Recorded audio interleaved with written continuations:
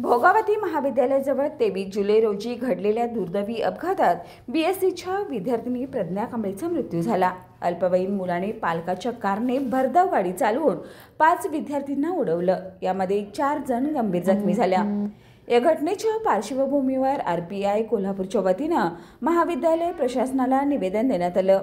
जिल्हाध्यक्ष उत्तम कांबळे यांच्या नेतृत्वात दिलेल्या निवेदनात दोषींवर सदोष मनुष्यवधाचा गुन्हा दाखल करणे, पीडित कुटुंबियांना आर्थिक मदत, बस थांब्याजवळ CCTV आणि वाहन नियमन यासारख्या मागण्या करण्यात आल्या।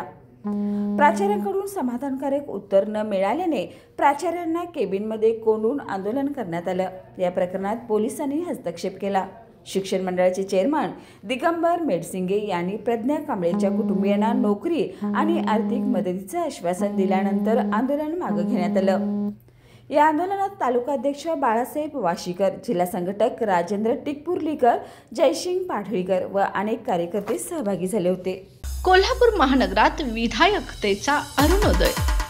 माननीय श्री अरुण सोनवणे यांची वंचित बहुजन आघाडी पक्षाच्या कोल्हापूर महानगर अध्यक्षपदी निवड झाल्याबद्दल हार्दिक अभिनंदन। शुभेच्छुक माननीय सुरेश देसाई, सम्राट इंडस्ट्रीज, माननीय मुकुंद पवार, सोहम कॅटरर्स, माननीय अभिजित फटकर, माननीय अमर पाटील, माननीय राजू पाटील।